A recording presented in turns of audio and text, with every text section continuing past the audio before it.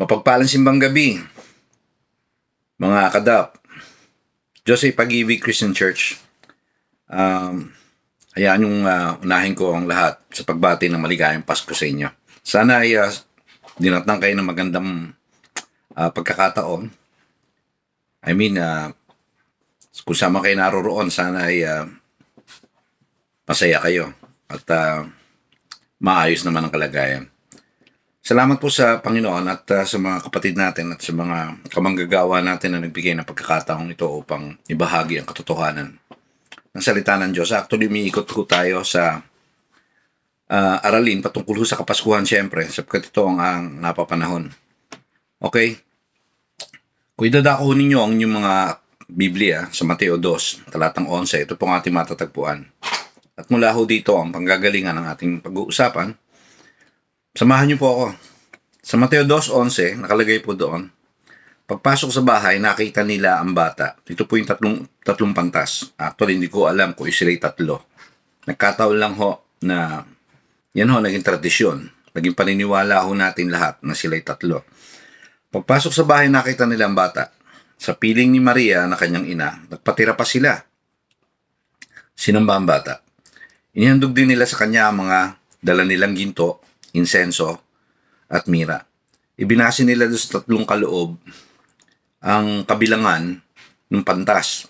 Dahil tatlo daw klase yung mga kaloob, kaya nag-assume na sila ay tatlo. Wala ako sa intensyon na yun ang pag-usapan natin o talakayin natin. Wala ho ako doon. Hindi ho ako naroroon. At hindi ko kayo dadalhin doon sa ganung usapin. Ang magiging pag-uusap po natin ay patungkol po sa idea ho ng gift giving. Ano ho? Yun ho ay taon-taon nating ginagawa. At yan ay ating naranasan maski sino man tayo sa anumang edad natin, napagdaanan natin lahat yan. Yung tayo nabigyan ng regalo o nagbigay tayo ng regalo. Kung hindi naman, sa eskwelahan meron tinatawag na exchange gifts. Ano ho? Mga kapatid, pag-uusapan ho natin yung tinatawag na mga gift idea. Ano po? At syempre ho, inspired to ng Bible. Itong ating i-discuss. Mga gift idea ho, yung ating i-discuss. Mga pagpipili ang pwedeng iregalo. Ano po? Sa mga sino mang ating gustong pagkukulan. Maaaring ating minamahal, o maaaring hindi natin mahal, o maaaring medyo mahal. Ano ho? Pero pag-uusapan natin to. Pag-uusapan ho natin yung mga gift ideas. Sangayon sa masasabi natin sinasang-ayunan naman ng Bible. Ano? Okay. Alam niyo po ba na 19 na beses yung nabanggit yung salitang, yung doon mismo, yung makikita niyo sa 2:11 nabanggit doon na naghandog sila. Yung salitang paghahandog doon ay 19 na beses yung tinuko yun. Binanggit sa Bagong Tipan. 19. Ang kahulugan po ng salitang yun, yung paghahandog na yun, isa hong pag-aalay o pag-sacrificial na pagbibigay. Ibig sabihin nun, yung iniregalo ho, ang idea ho ng pagre-regalo, na sinasabi rito, hindi ka nagbibigay ng pinagtabasan lang, hindi yung reject, o di kaya itatapon lang o scrap. Okay, naniniwala ako na meron mga iba na hindi naman pakikinabangan, ano pa nga naman ang pwedeng gawin doon, kundi pamigay sa iba. Pero yung talagang idea ho ng kaloob, ng pagkakaloob na ginawa ng mga pantas na ito, sacrificial ho. Hindi ho biro. Isipin nyo na lang ho, yung layo na nilakbay nila. Para lang dalhin sa paanan ng ating Panginoon. Abay, hindi ho biro yun. Isang sakripisyo talaga. Okay, ito ho ang ilan sa mga gift idea na pwede natin ibigay sa mga taong minamahal natin. O ibig mahalin. Una po, karunungan. Okay, hindi ho ito yung patungkol ho sa mga hindi ako tumutukoy ho doon sa mga kaalaman na nakukuha natin o nahuhugot natin sa nababasa natin. O di kaya natutunan natin sa eskwelahan. Hindi ho. Ang karunungan tinutukoy ko ho ay yung tinatawag na applicable facts o di kaya practical skills. Ano po? Mga kakayahan. Alam niyo ho, siguro wala tayong kung halimbawa gusto natin magmalasakit sa isang tao, wala tayong maibibigay sa kanya, lalo na kung halimbawa pag-uusapan ay puhunan, para mag-umpisa siya ng kanyang business. Pero baka meron naman kayong kakayahan o skills na pwede niyong isalin sa kanya o ibigay. Napakalaking bagay po yan. Alam niyo ho, may sinabing isang Chinese philosopher, ang pangalan niya si Lao Tzu. To sabi niya, give a man a fish, you feed him for a day. Teach a man to fish, you feed him for a lifetime. Bigyan mo doon ng isda ang tao. Isang isda, ang tao. Napakain mo siya sa isang araw. Pero, turuan mo mang isda ang tao, pinakain mo siya habang buhay. Mga kapatid, mahalaga ho ang pagsasali ng skills. May mga pinagkakautangan ako ng loob. Kung kaya, may mga bagay na natutunan ako upang magkaroon ako ng matinong hanap buhay. Isa ho dyan yung kaibigan kong namatay, that was way back 2016. No? Yung kaibigan kong, ang pangalan ni si Felix Espiritu. No? Si Felix, noong 1994, nawalan ho ako ng trabaho at the time. Wala ho akong maisip na paraan kung paano ko itataguyod ang pamilya ko, kung paano ko sila bubuhayin. Si Felix, isip siya ng paraan kung paano ko matuturuan o ano pwede niya ibigay sa akin na pwede kong pakinabangan para babuhay ko yung pamilya ko. Ang ginawa ho niya, tinuruan niya ako mag-drive. Meron mo siyang bago pa nun motorsiklo niya eh. Bagong-bago pa ang tricycle niya nun. Halos pinasira niya sa akin sa katuturo niya sa akin hanggang sa natuto ako. At from that time forward ho, yun ho naging tinatawag na game changer sa aking buhay.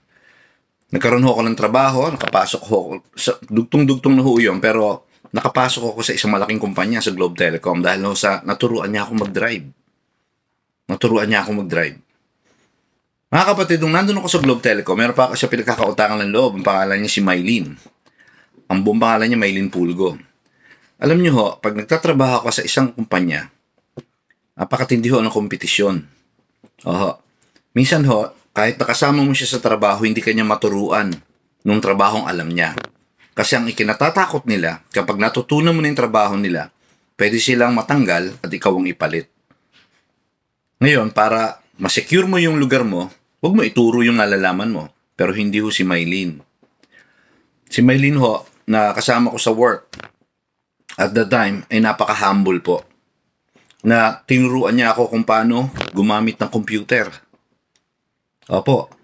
Wala akong kalam-alam sa computer, kundi on at saka off. Yun lang alam ko sa computer. I-on at saka i-off.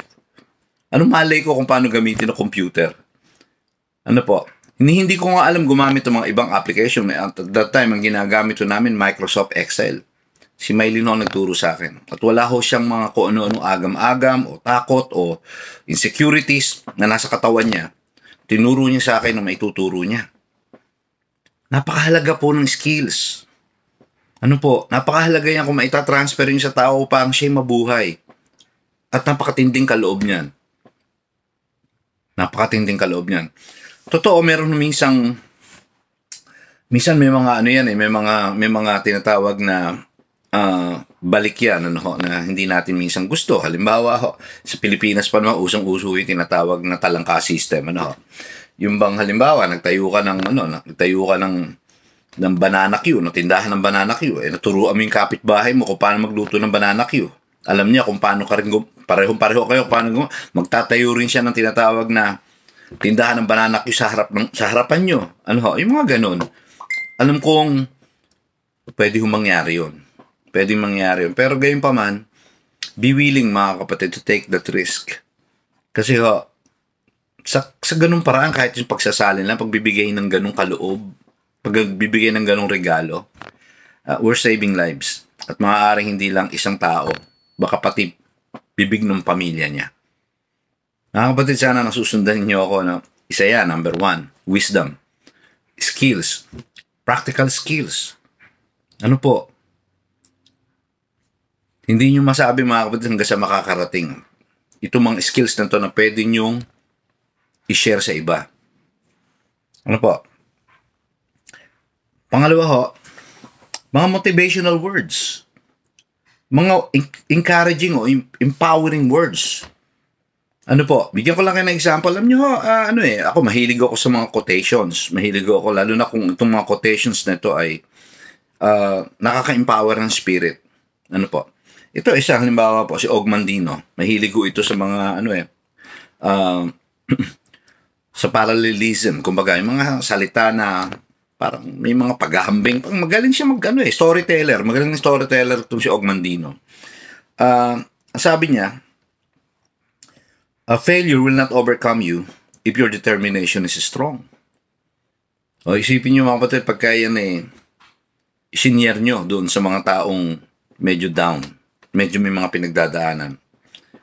Maganda hong humugot sa ganun minsan at i-share sa iba. Mga kapatid, isa pa, yung words si Jesus. Ang words si Jesus, mga kapatid,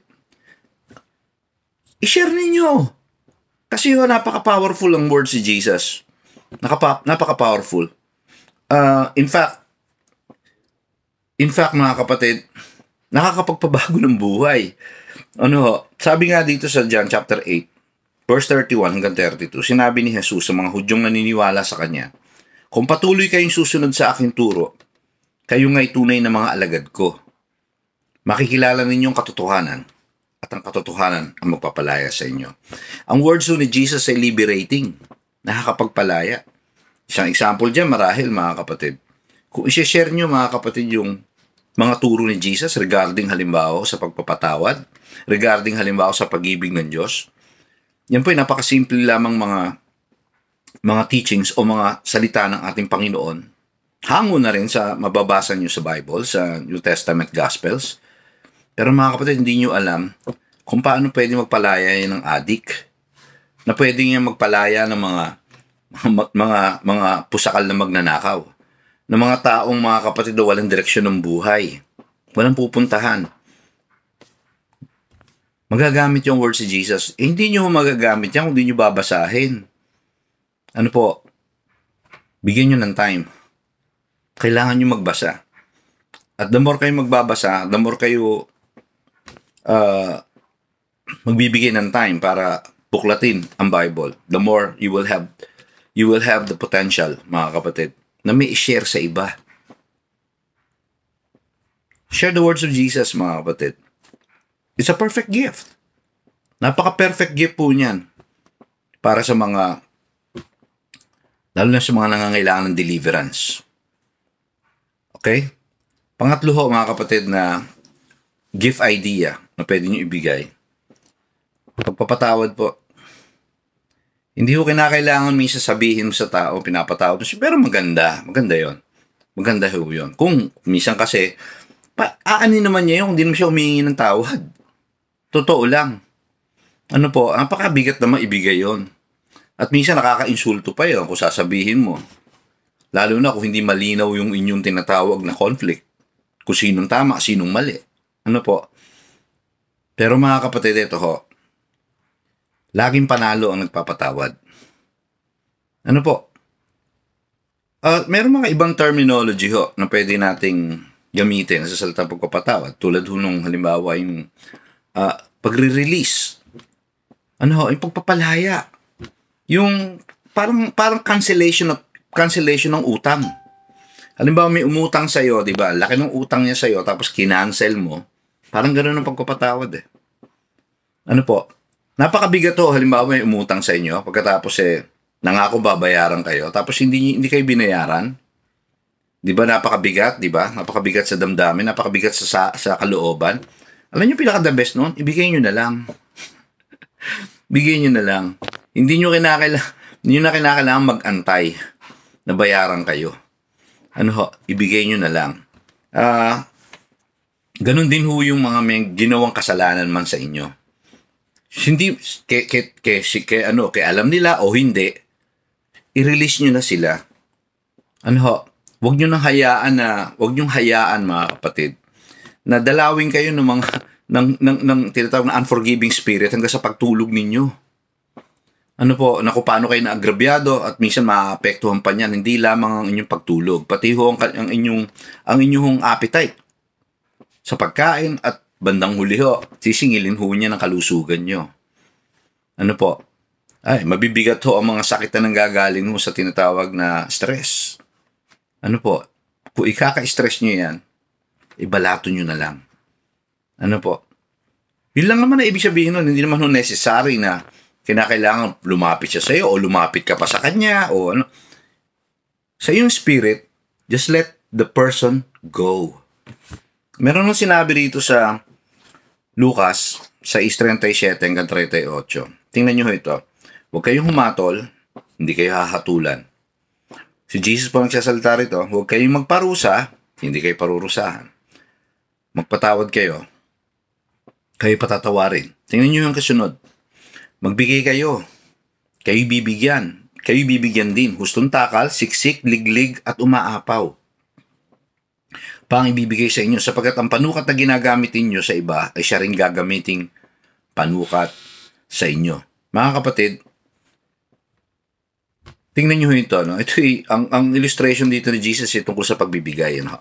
Meron tinatawag na multiplication ng bawat bagay na ibinibigay natin sa universe, sa ating kapwa. Opo, ito example lang. Subukan ho ninyo mainit ang ulo ninyo, lumabas kayo ng bahay at lahat ay, kumbaga, sinusungitan ninyo. Pagka ho yan ang ibinubuhos ninyo sa labas ng bahay, sa buong araw na to ng buhay nyo, makikita nyo the whole day, bumabalik din sa inyo yung kasungitan ninyo. Siksik, liglig, umaapaw. Going back ho mga kapatid dito, kapag hindi ho tayo marunong magpatawad, kinalulungkot ko sabihin sa inyo, hindi rin kayo patatawarin ng Diyos.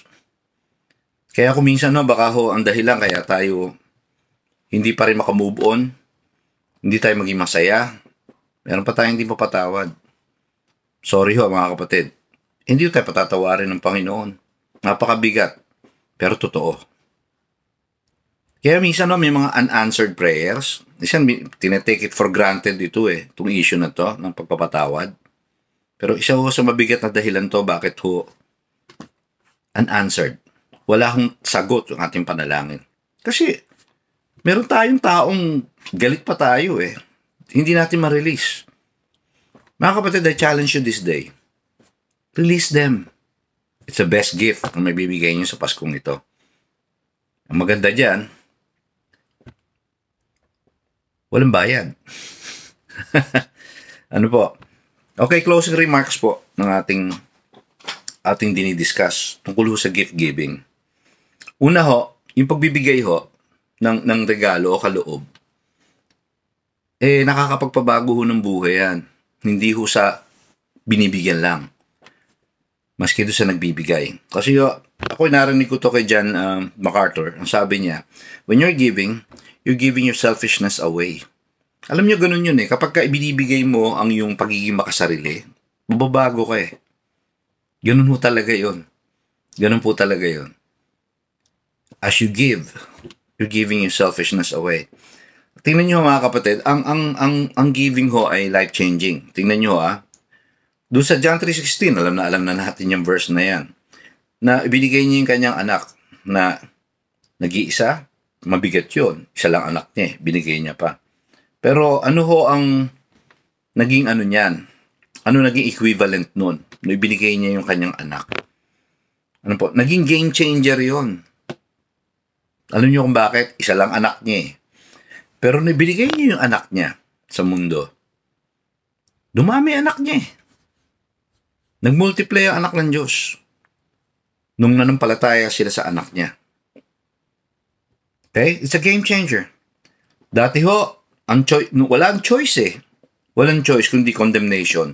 Isipin nyo, hell today, hell tomorrow, it's a never-ending hell. Puro hell. Bakit to? Wala pa tayong option. Pero nung dumating si Jesus, nagkaroon tayo ng option. Pwede palang maging masaya, pwede palang maligtas, pwede palang mabago, pwede palang mapatawad, pwede palang mabuhay na mapagpala, pwede palang nagiging pagpapala, meron palang other choice na ibinigay ng Diyos, nung Ama, ang kanyang anak. It changes mga kapatid, the receiver tayo. Ano po? At sa atin na nagpa-practice nito, as giver, chine-change din tayo. Bakit to? As I said, ulitin ko lang, you're giving your selfishness away. Yung pagiging makasarili nawawala kapag natututo tayong magbigay. Pag tayo mapagbigay. Gusto ko lang bigyan daan to. Ito ay ad-lib. Insert lang ito. Mga kapatid, minsan kasi may mga taong galante sa hindi nila pera. O di kaya, galante sila sa hindi naman nila hawak. Gusto nilang ipamigay yung hawak ng iba. Yung tinatawag na generosity out of the expense of others. Huwag tayo mag-practice niyan. Mga kapatid, huwag tayo mag-practice ng ganun. Na parang ang lakas ng loob natin na minsan nakikita ko yan mga kapatid kahit sa eskwelahan Yung mga nambubuyo sila na maglibre ka naman, magano. Mga kapatid, okay lang kung biru-biruan yun. Biru-biruan yun. Pero minsan maging sensitibo rin tayo. Ano po? Na bakit di natin hayaan yung taong yun ang magkusa? Ano po? Hindi natin kinakailangan mambuyo. Hindi natin kinakailangan na tawag dito, mag-push. O di kaya ay mag-compel ng iba para talaga makapagbigay siya. Ano po? O di kaya mga kapatid, yung bang minsan wala tayong control Yung mga pinamimigay natin hindi pala atin. Ano po? Mag-ingat po tayo. Ako may nakasamang ganyan. Ang lupit hong mangutang. Hindi ko alam pala na lahat ng yun ay utang. Pagkatapos, tinatakbuhan niya yung inutangan niya.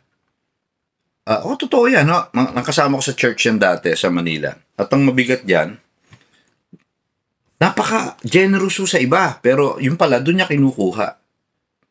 Mga kapatid hindi ho magiging magandang kalalagyan natin pagka ganyan. May balik ho yan. Mawawalan ho tayo ng patol sa mga tao. Ano po? At baka sumikip pa ang mundo natin. Kahit saan tayo pumunta wala na tayong mapuntahan. Mahirap po yun. Okay? Pangalawa ho, ito ay closing remarks. Nandun ho ako sa idea na closing remarks about gift giving. Una, nabanggit ko, it is life-changing. Pangalawa ho, it's painful. Yan ho ay reality. It's painful, but it's worth it. Ano po? Kapag mga kapatid, sabi nga ni Ham Brown, you can give without loving, but you can never love without giving. Point is, the more it hurts, the better. Alam niyo kung bakit? Kasi, pagka talagang no pain, no gain Ang point ko lang mga kapatid, kaya talagang giving yun. Kasi, masakit ibigay. Tingnan nyo ang ama. Binigay niya yung kanyang anak. Madali ba yun? Di madali yun. Kahit, halimbawa nga po, 10 anak ninyo Hindi nyo, yung 10 na yan matitigas pa ulo. Ano po? O di kaya sa 10 yun, yung pinakamatigas sa ulo, hindi mo may pamimigay Hindi mo may pamimigay. Anak mo yun Mga kapatid, it's painful, totoo.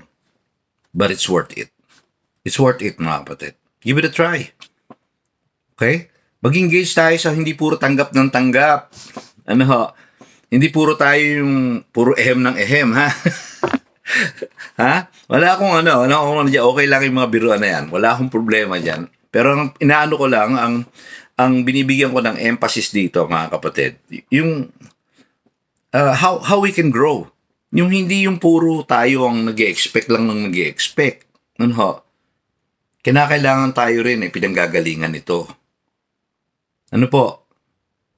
Sana nagigets nyo to, mga kapatid. Naalala ko si King David, sabi niya to, di ko wala na akong panahon para, pumasok lang ito. Wala na akong panahon para hanapin siya ngayon. Sinabi niya, I will not give to the Lord what will cost me nothing. When you're giving, mga kapatid, when you're engaging sa giving, sa area ng giving, hindi yan siyang bagay na yung bang tipong laging masaya. Oo, nandun yun. Dapat masaya talaga. Pero hindi siya ginagawa I mean talagang painful minsan. Lalo na kung depende, mga kapatid, sa gravity o bigat na ibibigay mo. Ano po, isang example diyan mga kapatid, pagpapatawad. Lalo na kung mabigat yung ginawang atraso sa'yo. Ano po, mabigat yon, hindi ho biro yun. Pero, it's painful, but it's worth it. Okay? Pangatlo, panghuli na ho ito. Gift giving should be an act of the will. Dapat ito ay gusto mo. Hindi ho pwedeng iba gumusto niyan para sa atin. Hindi ho pwedeng kahit Diyos hindi pwedeng gustuhin niya yan para sa atin. Tayo mismo, kailangan piliin natin yan, gustuhin. Nakita niyo yung tatlong mago, tatlong pantas? Gusto nila yung ginawa nila. Hindi ho biro yung pinanggalingan nila. Hindi mo alam kung ano mga binaybay nilang disyerto. Di naman nakalagay na may kamelyo sila rito. Nauso lang yung storyang yun sa mga taong nag-recreate ng narratives na yon sa kanilang mind. Pero ang totoo nun, wala nakalagay na gano'n, nakakamelyo to. Maaaring naglakad pa to Ano po, hindi ko din alam kung paano ang kanilang tinatawag na mode of transportation. Pero mga kapatid, sinuong nila ang masusuong nila. Maibigay lang tong kaloob na to. It's an act of the will. May kasabihan nga ho, ito lagi ko itong ginasabi sa mga kabataan, kahit kanino, na sa churches ako napunta. Kung gusto, may paraan. Kung ayaw, may dahilan. Pag gusto ho, mga kapatid, wala akong makakaharang dyan Walang makakahadlang. Pero kung ayaw, hindi mauubusan ng dahilan. Kahit na sabihin pa natin na ibigay na mga pangangatwiran para makumbinse yung tao, talagang ayaw mga kapatid. Hindi, laging may dahilan yun. Pero kung gusto, hindi siya mawawalan ng paraan. Ano po? Pagka gusto.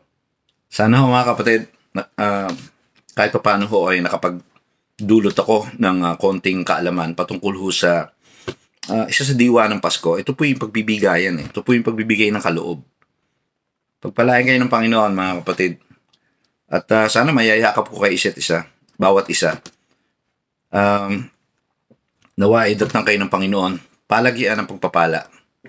Hindi lang sa araw ng Pasko. At by the way, itong pagreregalo, hindi ho dapat limitado lang ng araw ng Kapaskuhan o buwan ng Kapaskuhan. Sa araw-araw ng buhay natin, maging practice natin to. Pagpalain kayo ng Panginoon bawat isa. Mga Kada family, mahal ko kayo. Bawat sa inyo. God bless you all. Merry Christmas po.